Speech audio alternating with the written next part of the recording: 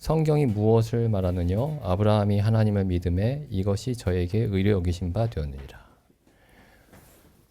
하나님이 아브라함을 믿음에 하나님이 아브라함을 의인으로 여기셨느니라. 이런 거랑 이제 같은 말이죠. 제가 처음에 이거 읽기 시작할 때 이거 불공정인데.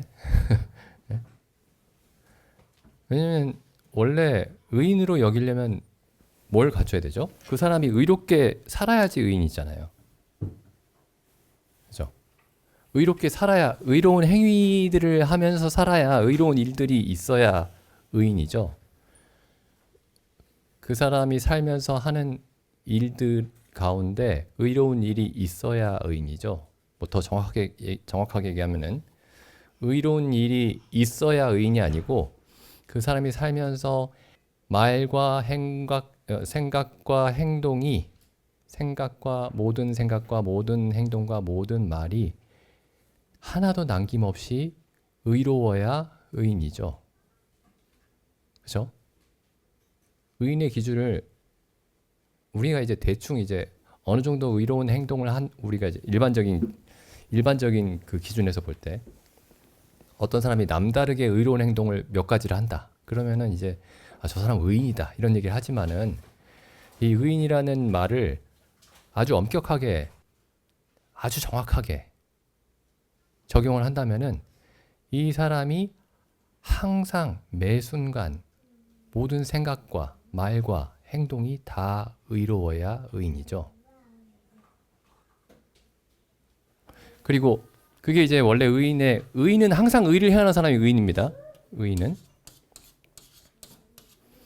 그리고 100번 양보해서 그렇게는 못한다 할지라도 그래도 남보다 의로운 행위가 많으면 그 사람을 의롭다고 하겠죠. 남들보다 의로운 행위가 많으면. 근데 여기 지금 성경은 뭐라고 얘기하냐면은 아브라함이 남들보다 의로운 행위를 상대적으로 많이 했기 때문에 하나님이 아브라함을 의롭다고 여기셨다. 이렇게 돼 있으면 그래 공정하시네. 예? 근데 이게 뭐예요? 다른 거 다 모르겠고 얘는 나를 믿어. 그러니까 의인이야. 그 제가 이제 어린 마음에 그 대학생 때 이거 읽을 때 이거 뭐지? 아무리 하나님이지만 하나님이 공정하게 이렇게 의로운 행위를 가지고 있는 사람을 의롭다고 하시고 악한 행위를 하는 사람을 악하다고 하셔야지. 나 믿으면 다 의인이야. 나 인정하면 다 의인이야. 이렇게 하시면 이게 뭐죠? 권력남용이죠. 권력남용. 어떻게 생각하세요? 아니 이거 지금 안 믿는 사람한테 이걸 보여줬다고 생각해 보세요. 그러니까 뭐 어떤 불교 신자가 그 아주 선한 일도 많이 하고 사람들에게 선한 일로 칭찬도 많이 받는데 어떤 기독교인이라는 사람이 그러기 불교 신자에 비해서는 그냥 되게 평범하게 사는데 나 기독교인이야 이렇게 얘기하니까 하나님이 야 너 불교 신자 너는 죄인이고 야 이 기독교 신자는 나를 믿으니까 의인이야. 이러면 어떻게 사람들이 이걸 읽을 때 뭐라고 생각하겠어요? 이런 얘기를 하면은 이거 불공정이다. 자기 편은 다 옳고 남의 편은 다 나쁜가? 이렇게 될 거 아니에요. 그죠? 이거 어떻게 생각하세요? 그러니까 이게 이런 걸 좀 생각을 해봐야 돼요. 그냥 아멘, 아멘, 아멘 이렇게 하면 안 되고 아멘 할 준비를 하고 설교를 들으면 안 됩니다. 아멘 할 준비를 하고 뭐 무슨 말이 나오든지 나는 아멘 한다. 무슨 말이 나오든지 나는 아멘 하면 뭐가 되죠? 그 사람은 이제 그 영적인 수준이 높은 사람이 되죠. 그러니까 무슨 말이 나와도 아멘 할 준비를 하고 이렇게 그 성경책을 읽거나 아니면은 신앙서적을 읽거나 뭐 설교를 듣거나 그러는 거예요. 그러니까 옛날에 그 뭐 교회 목사들이 장난을 하던 것 중에 하나가 뭐냐면은 하나님이 여러분들에게 은혜를 베푸실 줄을 믿습니다 하니까 사람들이 아멘 그래요. 하나님이 여러분들에게 뭐 위로해 주실 것을 믿습니다. 아멘. 그다음 막 그런 얘기를 계속 아멘 아멘 시키다가 마지막에 하나님이 여러분들을 바보로 만들 줄로 믿습니다. 사람들이 또 아멘 그래요. 아멘할 준비를 하고 들으면 안 됩니다. 아멘을 한 준비를 하고. 따져봐야 됩니다. 따져보면서 들어야 돼요. 따져보면서. 모든 얘기를 따져보면서 들어야 돼요. 근데 하나님 말씀이잖아요. 옛날에 읽을 때 이게 이게 성경 말씀이라 내가 뭐라고 말할 수는 없는데 이거 좀 이상한데 이거 좀 너무 좀 이상한데. 그러니까 성경이 원래 조금씩 생각하면서 읽으면 이게 순조롭게 읽히지 않습니다. 계속 부딪혀요. 이게 사람들이 상식적으로 가지고 있는 관념과 부딪힙니다. 근데 그걸 하나님 말씀이니까 아멘, 아멘 하고 넘어가면 안 되는 거예요. 경건하게 보일 수는 있고 겸손하게 볼 수는 있지만은 가짜 경건이고 가짜 겸손입니다. 그게. 그 블로그에 보면은 제가 이제 그 매튜 헨리의 그 주석을 제가 성경을 읽다가 이사야서를 읽고 있었는데 이 이사야 28장 9절에서 그들이 이르기를 그가 할 때 그는 이사야죠. 그들이 이르기를 이사야가 누구에게 지식을 가르치며 누구에게 도를 전하여 깨닫게 하려는가? 어린애들에게 가르치려고 하는 건가? 그러니까 이사야가 성경을 가르치는 방식이 너무 많이 반복을 하고 너무 강조를 많이 하고 근데 자기들이 생각할 때 자기들은 이제 좀 뭔가 추상적이고 좀 학식도 있고 그렇게 가르쳐야 되는데 계속 어린 아이들한테 하듯이 이렇게 가르치니까 저 사람이 애들한테 가르치는 거야. 우리는 수준이 높은데 이렇게 얘기를 한 거예요. 대저 경계에 경계를 더하며 경계에 경계를 더하며 교훈에 교훈을 더하며 교훈에 교훈을 더하되 여기서도 조금 하고 저기서도 조금 하는구나. 이렇게 얘기하는 건 이제 이사야가 성경을 가르치는 하나님의 말씀을 가르치는 방식을 희화화한 겁니다. 조롱하는 거예요. 경계하고 경계하고 경계하고 경계하고 예? 계속 반복하는 거예요. 근데 이제 여기에 대해서 이제 이 매튜 헨리가 이렇게 이제 설명을 했습니다. 매튜 헨리는 이제 17세기 1600년대의 영국의 그 설교자죠. 1600년대 영국의 설교자인데 어쨌든 여기 보면 이제 이렇게 설명을 하고 있습니다. 그들의 선지자들과 사역자들이 의도하고 그러니까 이스라엘 백성의 선지자들 그리고 이스라엘 백성의 그 성경 교사들이 목표한 바가 무엇이었는가? 그것은 그들에게 지식을 가르치는 것이었다. 즉 하나님과 하나님의 뜻에 대한 지식을 알게 하는 것이며 그들로 교리를 깨닫게 하는 것이었다. 그러니까 이 하나님의 사람들이 구약시대뿐만 아니라 신약도 마찬가지예요. 제가 이거 읽다가 바로 이거다. 이게 지금 오늘날 기독교의 문제다. 근데 뭐가 문제냐면은 구약시대에는 신약도 마찬가지지만은 구약시대에는 하나님의 사람들이 그 선지자들이 교사들이 무슨 일을 했냐면요. 막 하나님을 향해서 막 그 불붙는 감정이 막 불타오르게 감정을 막 고양시키는 그런 방식으로 성경을 가르치지 않았습니다.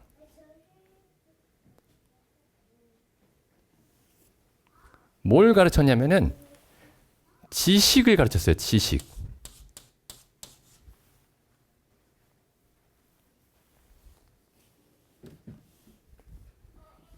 근데 이 지식이라는 말이 언제부턴가 굉장히 이제 그 의미가 굉장히 이제 그 비하하는 그런 의미가 됐습니다. 저 사람은 지식적이야. 그 지식적이라는 말이 뭐죠?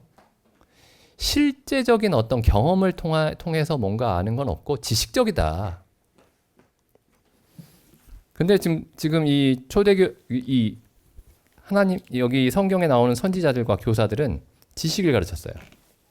이제 지식을 더 자세히 설명하는데 뭐라고 설명하냐면은 하나님에 대한 지식과 하나님에 대한 지식과 하나님에 대한 지식 그리고 하나님의 뜻에 대한 지식입니다. 하나님에 대한 지식과 하나님의 뜻에 대한 지식을 가르쳤습니다. 그리고 또 뭐라고 얘기하냐면은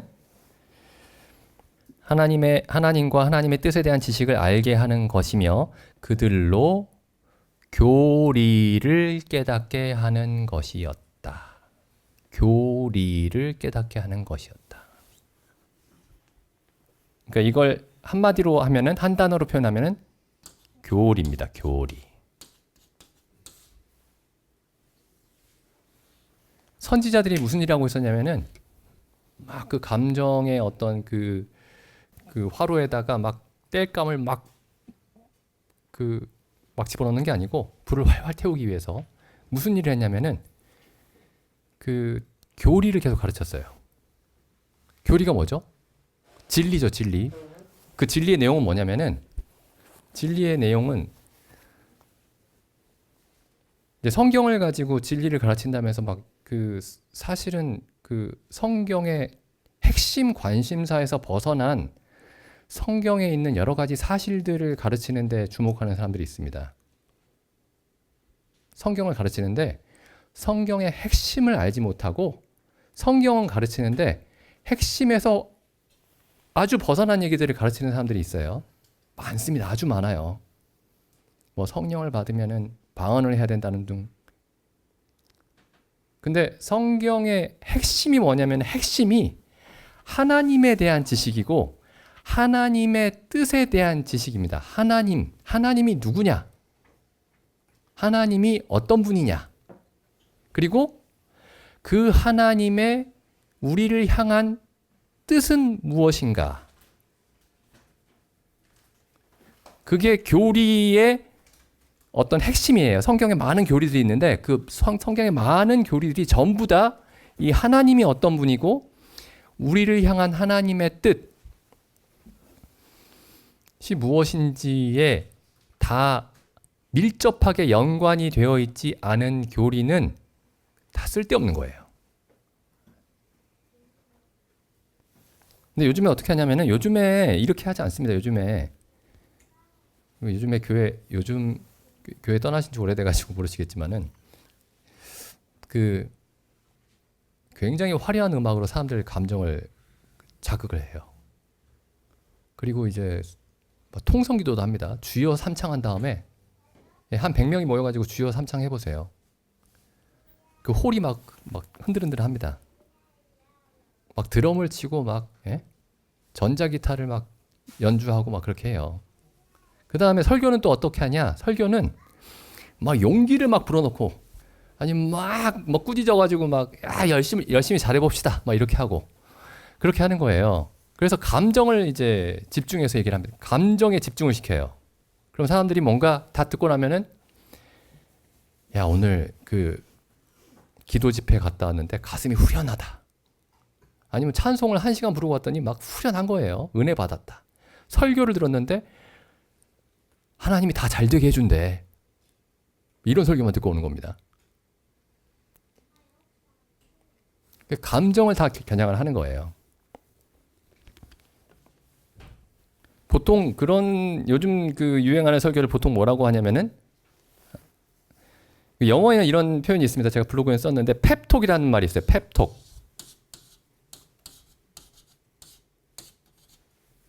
펩톡이라는 표현이 있는데 이게 어깨를 토닥토닥 해주는 겁니다. 힘들지? 하나님이 다 잘 되게 해줄 거야. 물론 성경에도 이런 위로가 있죠. 하나님이 모든 일이 합력하여 선을 이룰 것이다. 근데 그게 그냥 하나님이 다 잘 되게 해줄 거야 이렇게 얘기하는 거랑 하나님의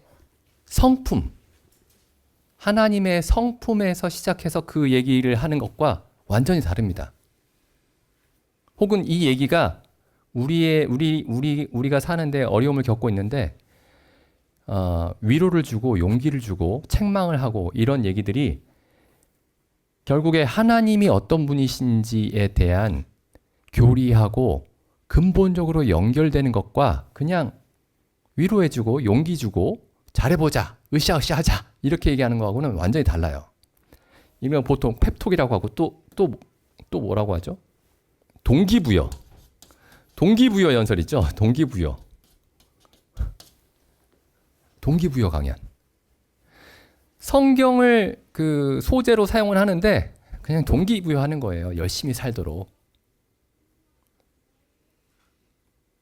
이게 전부 다 뭐 하는 거냐면은 둘 다 감정에다가 사람의 감정을 겨냥해서 하는 얘기들입니다. 성경을 사용해서 성경적이지 않은 그런 방식으로 얘기를 하는 거죠. 찬송을 사용해서 성경적이지 않은 방식으로 찬송을 사용하는 거예요. 감정을 불러일으키기 위해서. 그러니까 우리가 찬송가를 부를 때에도 성도님들이 그 멜로디와 박자를 이렇게 막 이렇게 리듬을 타지 마시고, 물론 그거 무시하면서 부르면 안 되겠지만은 가사에 집중을 해야 됩니다. 가사를 하나하나 뜯어 보면서 부르셔야 돼요. 가사가 엄청납니다. 이 가사들이. 성경의 교리를 아주 정확하게 아주 정확하게 표현하는 그런 가사들이 많아요. 이 찬송가가. 물론 이제 아주 황당한 것들도 있지만은 옛날 찬송가가 더 좋아요. 사실 이것보다. 새 찬송가보다. 근데 옛날 찬송가가 이제 더 이상 나오지 않는다니까. 그 다음에 이렇게 얘기합니다. 이렇게 교리를 깨닫게 하는 것이다. 그 다음에 그 매튜엘리가 뭐라고 얘기하냐면 이어서 이것이 하나님께서 사람들을 다루는 방식이니 먼저 사람들의 정신, 제가 그냥 먼저 쭉 읽어볼게요. 먼저 사람들의 정신을 그의 진리의 지식으로 깨우치시고 이로써 그들의 마음, 감정을 얻으시며 그들의 의지를 하나님의 법에 순종하게 하시는 것이다. 제가 이걸 그대로 써보면은 먼저 사람들의 정신을 그의 진리의 지식으로 깨우치시고, 정신 혹은 생각입니다. 생각. 영어로는 마인드예요. 마인드. 우리도 마인드란 말 많이 쓰죠. 정신을 먼저 깨우치십니다. 무엇으로? 진리의 지식으로. 그 매튜엘리가 그 쓴 표현을 그대로 쓰면은 그의 진리의 지식으로. 그러니까 하나님의 진리의 지식이죠. 하나님의 진리의 지식. 하나님에 관한 진리입니다. 모든 성경의 진리는 하나님에 관한 진리예요. 그의 진리의 지식으로 깨우치시고 이로써가 중요해요. 이로써 그들의 마음 혹은 감정을 얻으시고, 감정이 이제 영어로는 affection이에요. 혹은 애정이라고 번역하기도 하죠. 애정, affection. 그 조나단 에드워즈가 쓴 그 신앙 감정론이라는 그 신앙 감정론에서 감정이 이 affection입니다. 그러니까 머리에서 일어나는 일 말고 여기 가슴에서 일어나는 일. 그 다음에 그들의 의지를 그의 법에 순종하게 하시는 것이다. 그리고 결국에는 사람의 의지, 뜻이죠. will을 하나님의 법에 순종하게 하시는 것입니다. 그 다음에 뭐라고 얘기하냐면요. 이처럼 하나님은 문으로 들어가시거니와 도둑과 강도는 다른 곳으로 넘어간다. 이처럼 하나님은 문으로 들어가시나 도둑과 강도는 다른 곳으로 넘어간다. 여기서 문은 뭐죠? 이 그림에서 문이 뭘까요?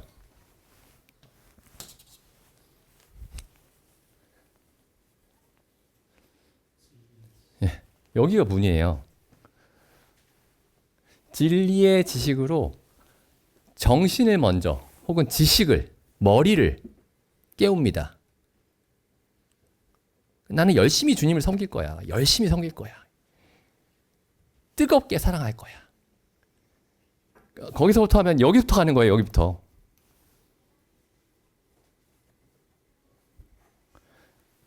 여기부터 시작해야 됩니다. 여기부터. 나가서 열심히 전도하십시오.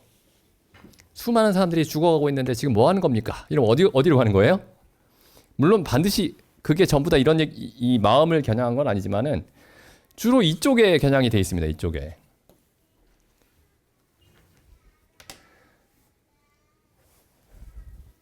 지식. 여기부터 시작해야 돼요. 여기부터.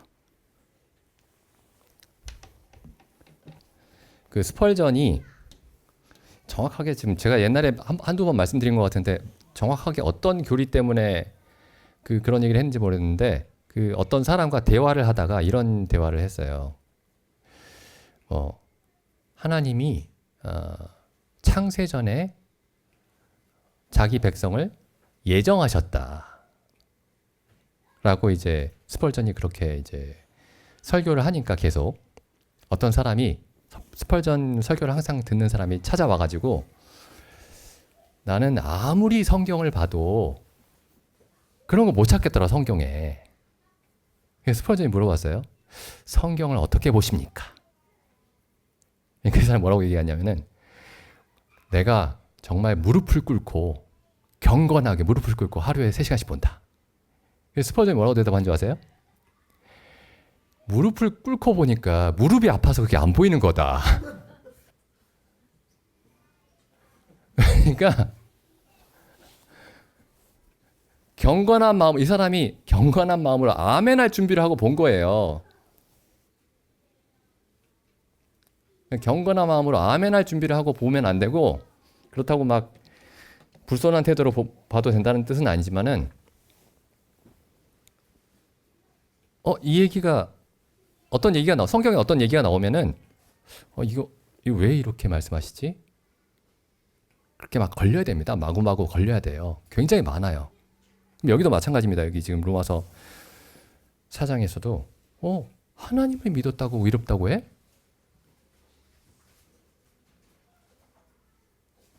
어떤 사람이 내가 태어나서 살인도 한 번 안 하고 마음으로 누구를 미워한 적도 없고 간음도 한 번 안 하고 마음으로 음욕을 품은 적도 없고 도둑질을 한 것도 없고 탐낸 적도 없다. 그러면 이 사람 의인이네. 이럴 수 있겠지만은 하나님을 믿었는데 의롭다? 이게 뭐죠? 이거 어떻게 설명해야 될까요, 이걸? 여기 보면 이제 이 로마서 3장에 보면은 3장 21절에 이제는 율법 외에 하나님의 한 의가 나타났으니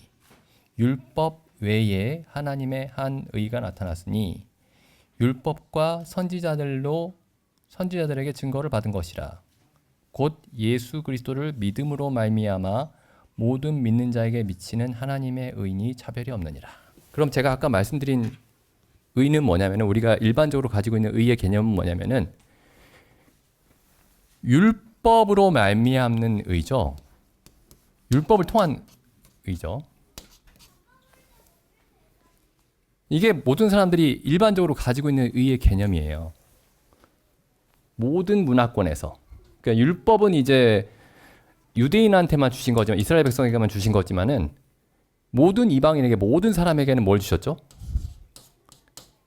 양심을 주셨죠. 양심. 이걸 보통 이제 뭐 철학자들은 자연법이라고 부릅니다. 자연법. 그러니까 태어나면서부터 사람들의 마음속에 각인되어 있는 법. 모든 사회와 모든 문화권에서 저절로 자연스럽게 태어나면서부터 주신 법. 이게 양심의 법이 자연법이에요. 그러니까 이제 기독교 문화권이 아니더라도 혹은 유대교 문화권이 아니더라도 사람들이 무엇이 의로운 일이고 무엇이 악한 일인지에 대해서 논쟁을 많이 하죠. 윤리학. 기독교 문화권이 아니더라도 윤리학이라는 게 있죠. 사람들이 일반적으로 가지고 있는 의의 개념은 뭐냐면은 이 개념이에요. 의롭게 생각하고 의롭게 말하고 의롭게 행동을 해야 의롭다라는 겁니다. 그래서 사람들이 이제 야 나는 의롭고 저 사람들은 의롭지 않아 이렇게 얘기를 하는 거예요. 이런 기준으로 뭐 너희가 잘못했고 우리는 옳아 이런 얘기를 하는 겁니다. 근데 이 사람들이 지금 사실은 율법과 양심이 율법의 참뜻을 모르고 양심의 명령의 참뜻을 모르기 때문에 우리는 의롭고 다른 사람들은 의롭지 않다. 우리가 어느 정도는 의롭다. 이런 얘기를 하는 거예요.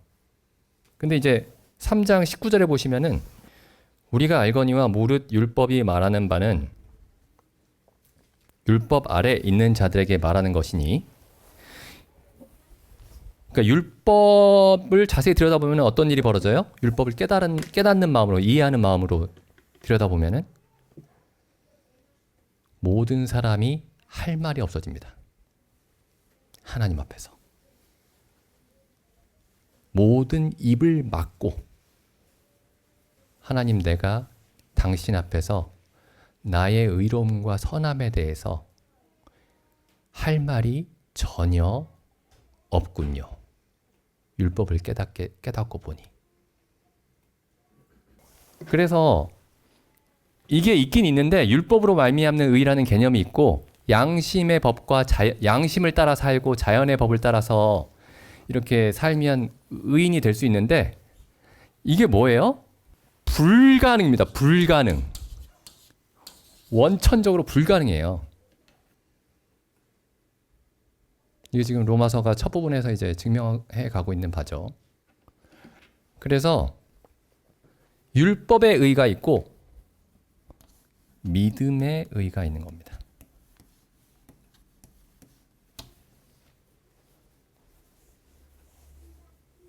그런데 이걸 이런 개념으로 보면요. 요것과 그 같은 논리.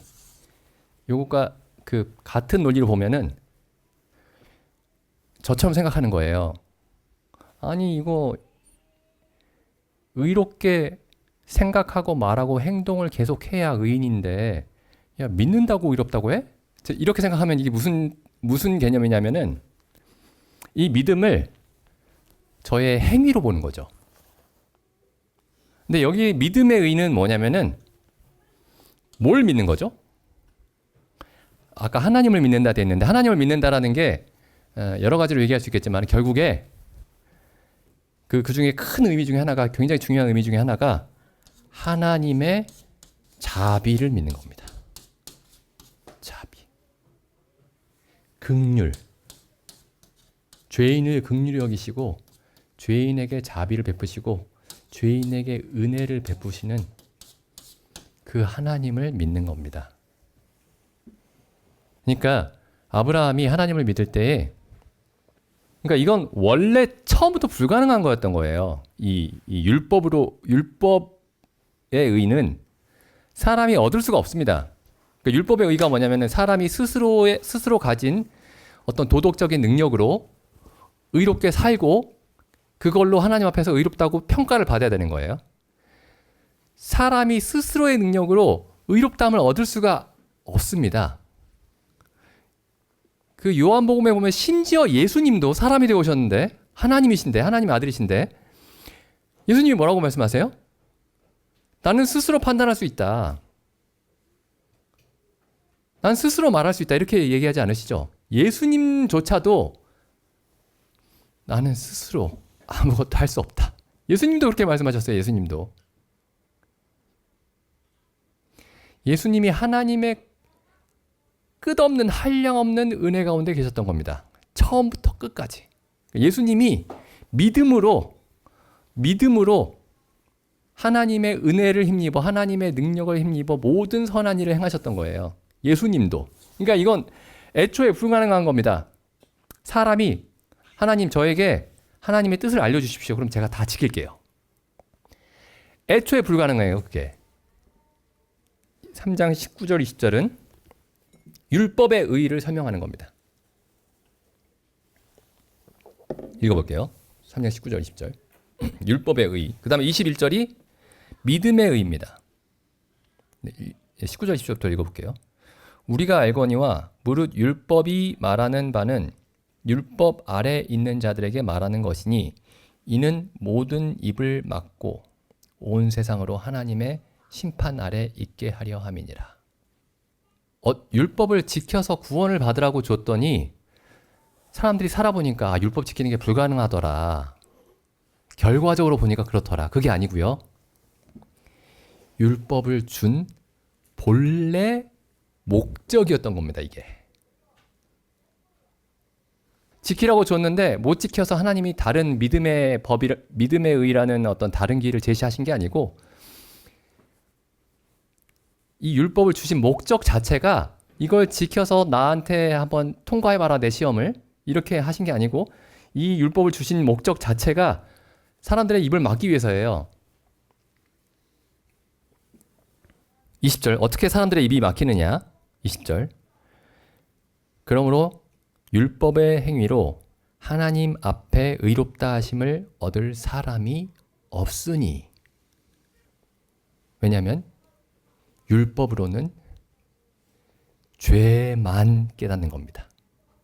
율법을 볼 때 야 내가 이건 지켰고 이건 못 지켰고 이건 지켰고 이건 못 지켰고 이건 70% 지켰고 이건 30% 지켰고 이렇게 되는 게 아니고 율법으로는 그러니까 내가 요건 했는데 요건 못했고 이렇게 되는 게 아니고 율법으로는 죄만 깨닫습니다. 죄만. 내가 이것도 못 지켰고 이것도 못 지켰고 이것도 못 지켰고 다 못 지켰구나.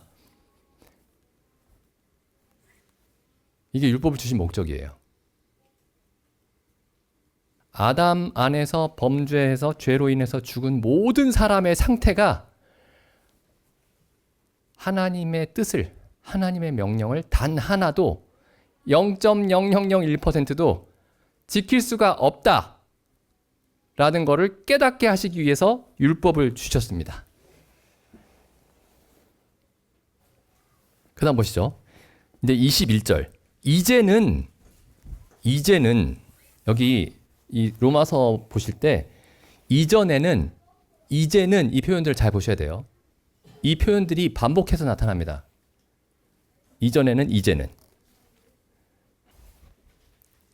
어쨌든 여기 보시면 이제는 율법 외에 하나님의 한 의가 나타났으니 그 의가 뭐냐면은 22절 믿음으로 말미암는 의죠.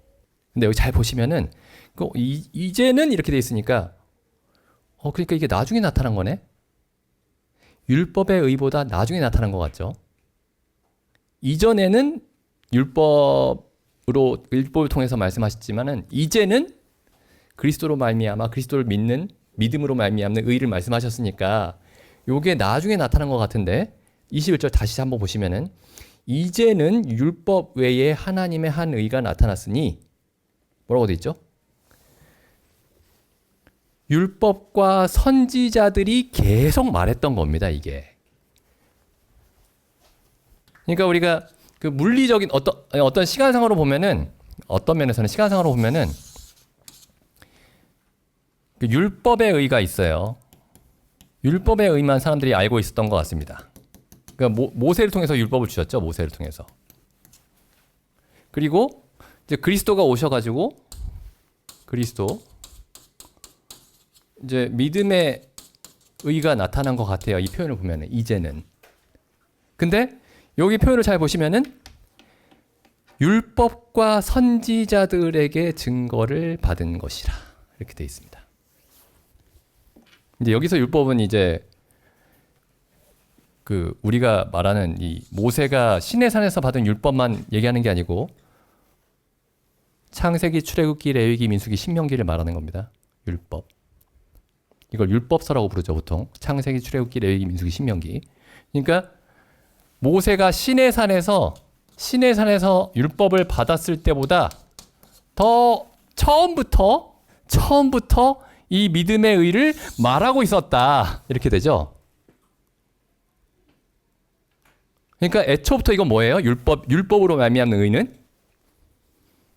그러니까 저는 이걸 가지고 요 기준을 가지고 율법의 의라는 기준을 가지고 여기 지금 로마서 4장에서 얘기하는 아브라함이 하나님을 믿었다고 하나님이 의롭다고 하면 이거 좀 이상한 거 아니야? 이렇게 생각했는데 그게 제가 뭘 한 거냐면은 이 기준을 가지고 율법의 의라는 기준을 가지고 믿음의 의를 판단하고 있었던 겁니다.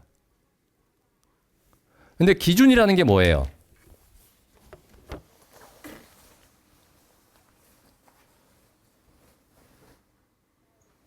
기준이라는 게 먼저 있는 게 기준이죠.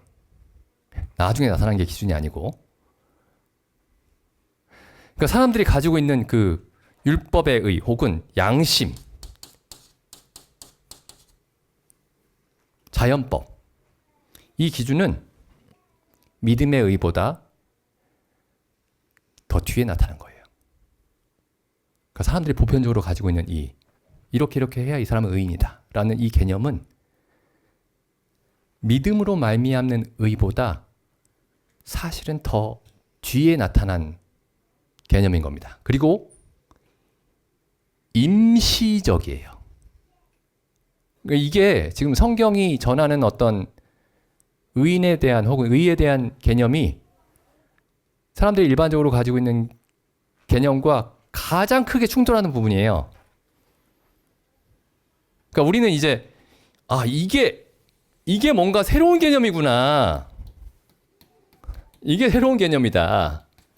그러니까 원래 있던 개념으로 새로운 개념을 보니까 이거 이상하네? 이렇게 생각할 수 있는데 이게 새로운 개념이 아니고 이게 새로운 개념이에요. 율법의 의가. 보시죠. 제가 뭐 이상한 얘기 하나요? 보시죠. 로마서 5장 20절 뭐라고 얘기하죠? 율법이 뭐 했다? 가입, 끼워 넣었다 이런 뜻이죠. 율법은 가입된 거예요. 본래 있던 게 아니에요. 더해져서 들여놓은 겁니다. 하나님이. 원래 없던 것을 더해서 들여놓은 거예요. 가입, 더할 가짜에 들 입자죠.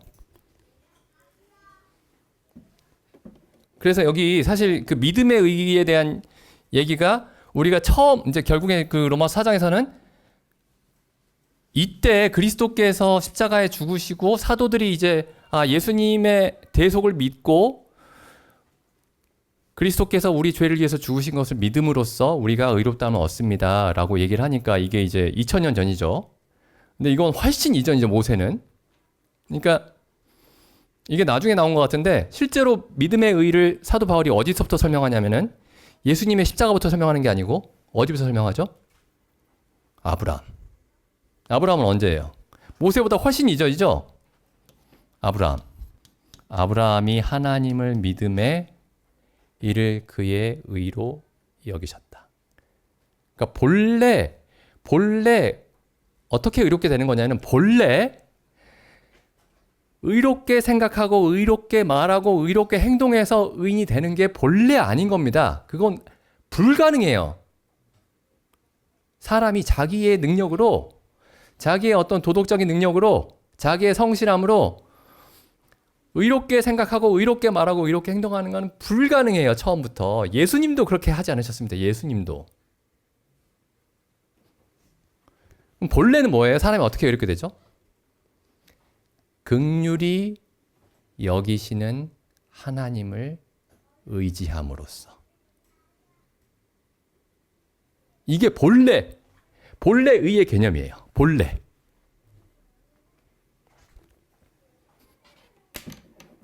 갈라디아서에 보면 이게 더 자세하게 나옵니다. 갈라디아서에 가보시면은 갈라디아서 3장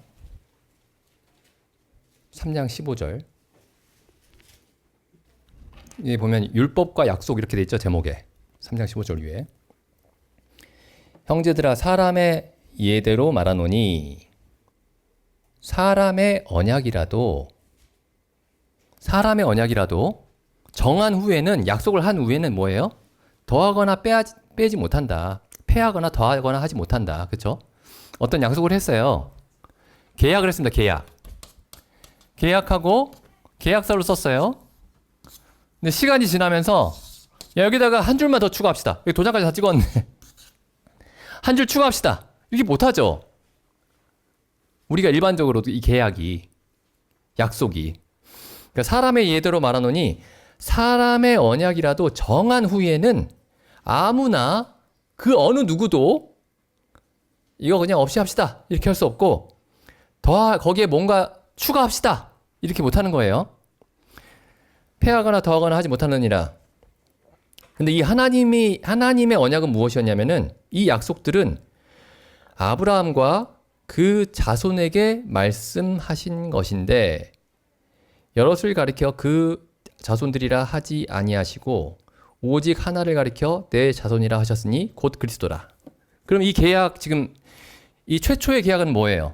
하나님이 아브라함과 그 자손과 하신 약속이죠. 이게 최초의 계약입니다. 그죠? 17절 내가 이것을 말하노니 하나님의 미리 정하신 언약을 이게 지금 아브라함에게 하신 약속인데 430년 후에 생긴 율법이 그러니까 이 계약이 뭐예요? 아브라함에게 하신 이 계약이 믿음으로 의롭다함을 얻는다. 하나님을 믿음으로 의롭다함을 얻는 것이다. 근데 430년 뒤에 생긴 율법은 뭐예요? 율법을 다 지켜서 의롭게 되라. 그죠? 근데 이게 뭐예요? 이 430년 뒤에 생긴 율법이 첫 번째 이 계약, 믿음으로 의롭게 된다라는 이 원리, 이 약속을 헛되게 하지 못한다. 그럼 율법은 뭐냐? 19절에 나오죠. 그럼 율법은 왜 주셨죠? 범법함을 인하여 더한 것이라. 이게 좀 말이 어렵죠. 범법함을 인하여. 이 범법이 뭐예요? 법을 어긴다. 이게 범법함을 인하여가 아니고 좀 더 쉽게 번역을 하면은 범법함을 위하여. 법을 어기게 하기 위하여. 율법을 어기도록 주신 것이다. 율법을 어기면 어떻게 되죠? 내가 하나님의 법을 지킬 수가 없구나. 내 행위로는 하나님 앞에 의롭다함을 얻을 수가 없구나. 그래서 범법하게 하기 위해서입니다. 그러면 율법은 무엇이냐? 범법함을 인하여 범법함을 위해서 더해진 것이다. 그러니까 본래의 것이 아니에요. 더해진 것입니다. 아까 로마서 5장에 있는 표현으로 하면은 가입된 것이에요. 가입. 범법함을 인하여 더해진 것이다. 천사들로 말미암아 중보의 손을 빌어 베푸신 것인데 여기 좀 설명이 좀 길어지니까 여기는 좀 넘어가겠습니다. 이 천사들로 말미암아만 설명을 할게요. 천사들로 말미암아는 하나님이 모세를 통해서 율법을 주실 때에 그 하나님의 음성이 들렸죠. 그 하나님의 음성이 천사들을 통해서 하나님이 들려주신 음성이라고 이해를 했어요. 사람들이. 그 시편에 곳곳에 기록이 되어 있습니다. 여러 곳에. 그래서 천사들로 말미암아 이런 표현이 있는 겁니다. 21절. 그러면 율법이 하나님의 약속을 거스리느냐? 그럼 이 율법이 여기 하나님의 약속이죠. 이 약속은 어떻게 주셨어요? 아브라함의 행위에 근거해서 주신 게 아니죠. 일방적으로 주신 거죠. 아브라함이 하나님을 의지했다는 것만으로, 아브라함이 하나님을 믿었다는 것만으로 일방적으로 주신 약속입니다, 이게. 그러면 율법이 하나님의 약속들을 거스리느냐? 결코 그럴 수 없느니라. 왜 그렇죠? 사람의 예대로 말하더라도 언약을 정한 후에는 15절 아무나 그 뒤에 패하거나 더하거나 할 수 없기 때문에, 그러니까 이건 뒤에 무슨 일이 있어도 이게 가장 중요한 거예요.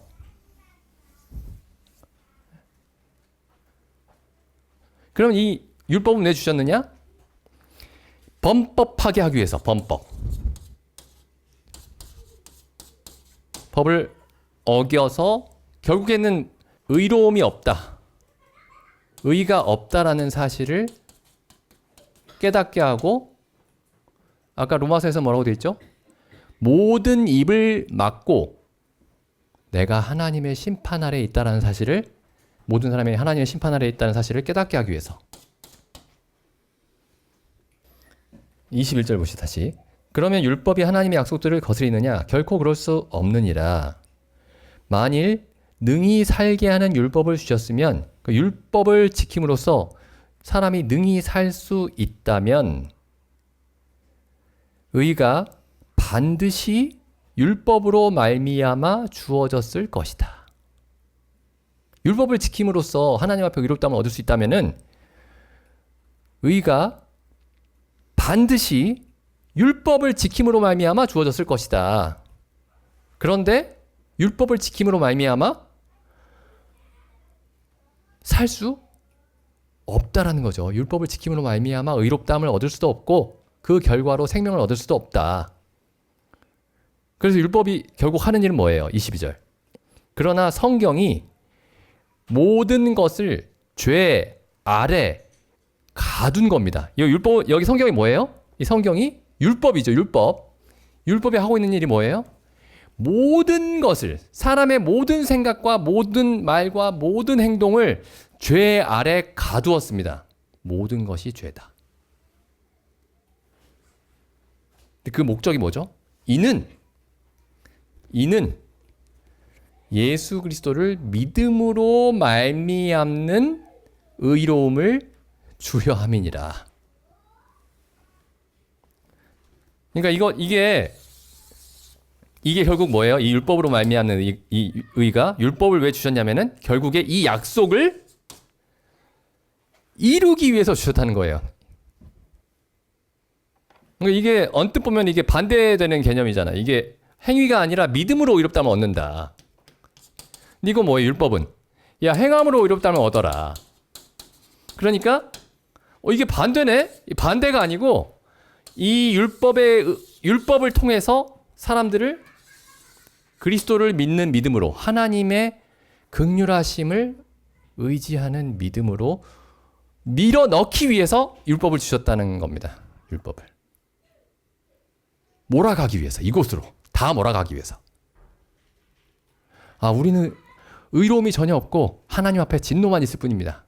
이걸 깨달았을 때 예수님이 십자가에서 고난당하신 그 이유를 이해할 수 있는 거죠.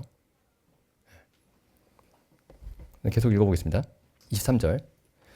믿음이 오기 전에 우리가 율법 아래 매인 바 되고 계시될 믿음의 때까지 갇혔느니라. 이같이 율법이 우리를 그리스도에게로 인도하는, 혹은 하나님의 긍휼하심에게로 인도하는, 혹은 그리스도 예수 안에 있는 하나님의 긍휼하심으로 인도하는 가정교사가 되어, 율법이 결국 하는 일이 뭐예요? 24절 읽어보시면 굉장히 묘합니다. 율법이 우리로 하여금 믿음으로 말미암아 의롭다함을 얻게 하려 함이라. 율법이 하는 일이 뭐죠? 율법의 행위로 말미암아 의롭다함을 얻게 하려는 게 아니고, 율법이 하는 일이 뭐냐면, 주어가 율법이죠. 율법이 우리로 하여금 행함이 아니고 믿음으로 말미암아 의롭다함을 얻게 하려 함이라. 그다음 어떻게 되죠? 25절. 믿음이 온 후로는 우리가 몽학 선생 율법 아래 있지 않다. 그러니까 뭐가 임시적인 거예요? 율법이 임시적인 겁니다. 하나님을 믿음으로 행함이 아니고 사람의 어떤 선한 행위가 아니고 하나님의 긍휼하신 하나님을 믿음으로 의롭다함을 얻는 것이 원래였던 거예요. 원래. 율법으로 구원을 받을 수 없으니까 하나님이 차선책으로 하나님의 은혜를 믿고 죄사함을 받아라 그렇게 하신 게 아니고 이게 원래였던 거예요. 원래.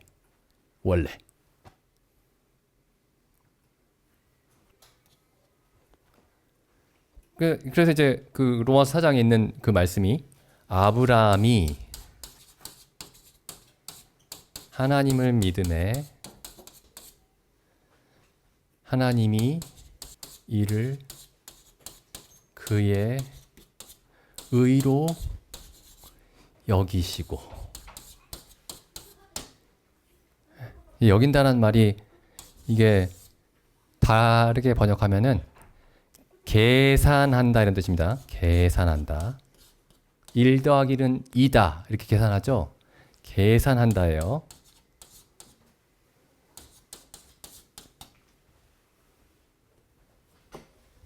이게 본래 단어가 그렇습니다. 이게 헬라어 단어가. 그러니까 장부에 기록하신 거예요. 아브라함의 장부에 너 의롭다 이렇게 기록을 하신 겁니다. 근데 이게 뭐냐면은 본래 하나님과 사람의 관계. 본래 하나님이 사람을 창조하실 때부터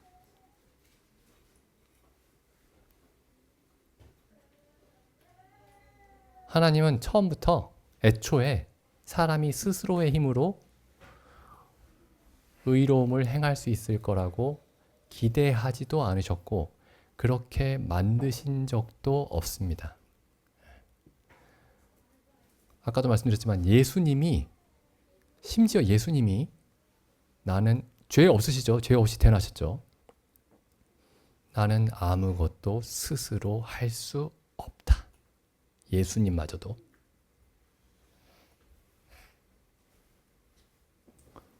이걸 이렇게 얘기할 수도 있어요. 하나님을 어떻게 믿죠? 먼저 믿기 전에 뭐 해야 되죠?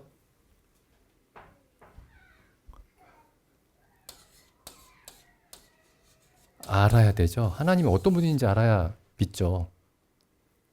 하나님은 긍휼하신 분이시구나. 자비하신 분이시구나.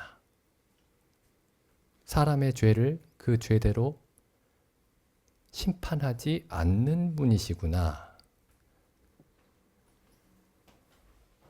그래서 이게 굉장히 중요한 말씀입니다. 이 로마서 4장에서 아브라함이 하나님을 믿음에 이를 그의 의로 계셨다가 이거 약간 율법으로 안 되니까 새로운 방법을 하나님이 도입하신 게 아니고 이게 본래예요. 본래. 율법이 뒤에 가입된 겁니다. 이걸 한번 좀 생각을 해보세요. 다음에 여기 한 말씀만 더 보겠습니다. 요한복음 17장 예수님의 그 마지막 기도죠.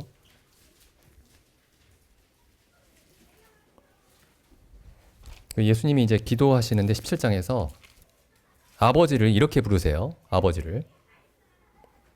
17장 1절에 보면은 예수님의 마지막 기도죠. 예수께서 이 말씀을 하시고 눈을 들어 하늘을 우러러 가라사대 아버지여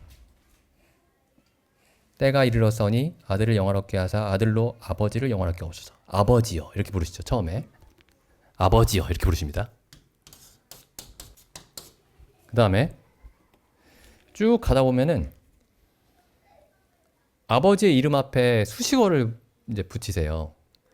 11절 나는 세상에 더 있지 아니하오나 저희는 세상에 있어 없고 나는 아버지께로 가옵나니 거룩하신 아버지여 이렇게 얘기하시죠.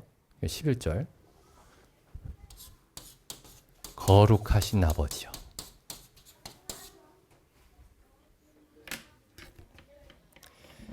그 다음에 쭉 읽다 보면은 25절에 의로우신 아버지요. 이렇게 부르시죠. 의로우신 아버지요.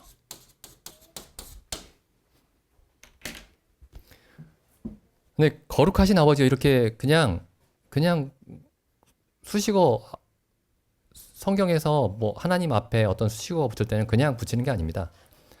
여기 보면은 거룩하신 아버지요. 왜 이렇게 하셨을까요? 11장 17절에 보면 이렇게 돼 있죠. 저희를 진리로 거룩하게 하옵소서. 쭉 보시면 이 거룩하다라는 말이 분리되어 있다는 뜻이죠. 분리되어 있다. 그 거룩하다라는 말의 의미가 이렇게 14절에 보면 이렇게 되어 있습니다. 내가 아버지의 말씀을 저희에게 주었사오매 세상이 저희를 미워하였사오니 이는 내가 세상에 속하지 아니함 같이 저희도 세상에 속하지 아니함을 인함이니이다. 16절 내가 세상에 속하지 아니함 같이 저희도 세상에 속하지 아니하였삼나이다. 저희를 진리로 거룩하게 하옵소서. 아버지께서 나를 18절 아버지께서 나를 세상에 보내신 것 같이 나도 저희를 세상에 보내었고 19절 또 저희를 위하여 내가 나를 거룩하게 하오니 이는 저희도 진리로 거룩함을 얻게 하려 함이니이다. 저희도 내가 세상에 속하지 아니한 것 같이 저희도 세상에 속하지 아니하게 하려 함이니이다. 그러니까 세상에 속하지 않는단 말이 단순히 세상 사람들처럼 살지 마 이런 얘기가 아니에요. 단순히 그런 말이 아니고 이 성경에서 가장 큰 말입니다. 거룩하다라는 말이. 하나님이 자신의 어떠하심을 표현하실 때 가장 먼저 나온 말이에요. 성경에. 그게 창세기 1장에 나오죠. 2장에 하나님이 엿새 동안 천지를 창조하시고 일곱째 날을 거룩하게 하셨다. 그러니까 하나님의 속성을 말하는 겁니다. 가장 중요한 속성. 가장 중요한 속성 중에 하나가 아니고 가장 중요한 속성입니다. 거룩함이. 거룩함에 대해서 먼저 말씀하세요. 하나님이 거룩하시듯이 나도 거룩하고 하나님이 거룩하시듯이 나를 믿는 자들도 하나님이 거룩하게 하시는 거예요. 그래서 거룩하신 아버지를 먼저 말씀하신 겁니다. 이게 뭐죠? 잘 보시면 거룩하신 아버지요. 예수님이 나도 나를 거룩하게 한다 이렇게 말씀하셨죠. 예수님이 거룩하시죠. 그리스도가 거룩하시죠. 그리고 뭐죠? 나를 믿는 자도 성도들도 어떻게 되죠? 거룩하죠. 그죠? 이게 뭘 의미하죠? 우리가 우리의 형상대로 우리가 사람을 만들자. 하나님의 거룩하심을 따라 우리가 거룩한 모습으로 지으심을 받는다는 얘기입니다. 여기에. 그 다음 보시죠. 이거 이제 오늘 지금 방금 설명드리려고 하는 부분은 25절이에요. 의로우신 아버지요. 이것도 똑같이 생각해 보십시오. 의로우신 아버지는 뭘 하시는 분이죠? 의로우신 아버지 하면 이 논리를 보시면 누가 의로우시죠? 그리스도가 의로우십니다. 또 어떻게 하시죠? 우리를 의롭게 하시는 거죠. 성도들을. 근데 여기서 의가 뭘까요?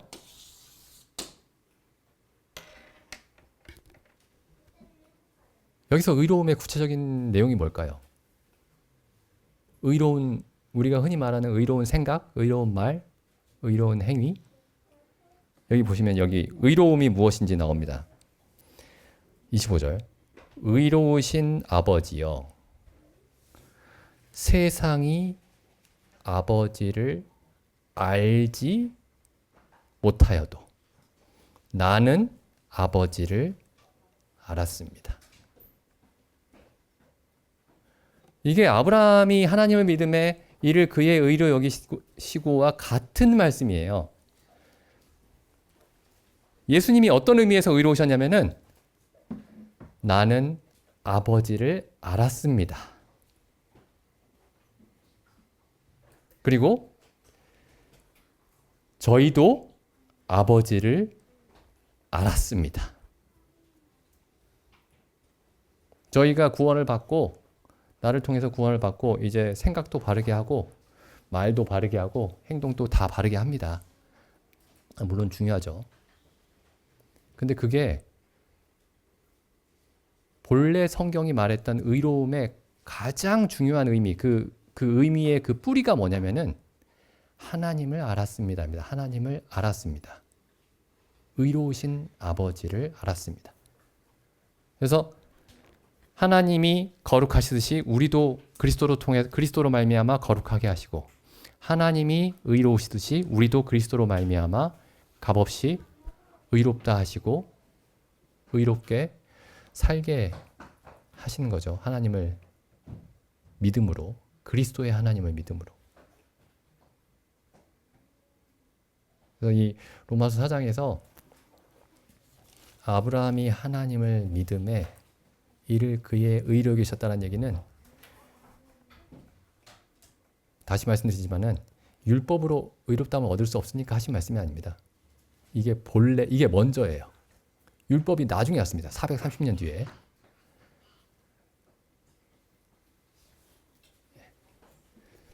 네, 기도드리고 마치겠습니다.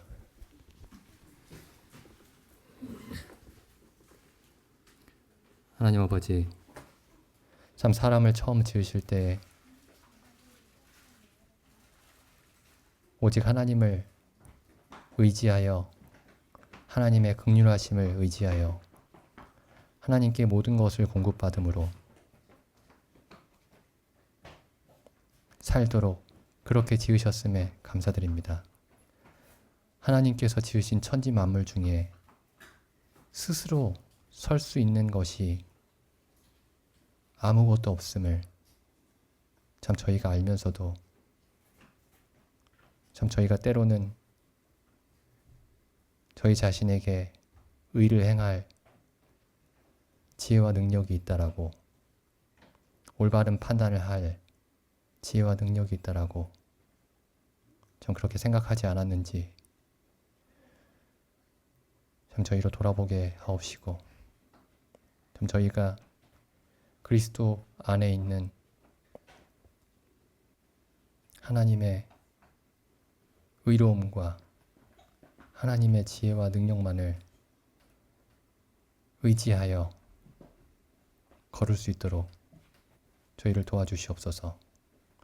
아브라함이 하나님을 믿음에 이를 그의 의로 여기셨다는 그 말씀이 얼마나 귀한 말씀이고 참 놀라운 말씀인지 참 저희에게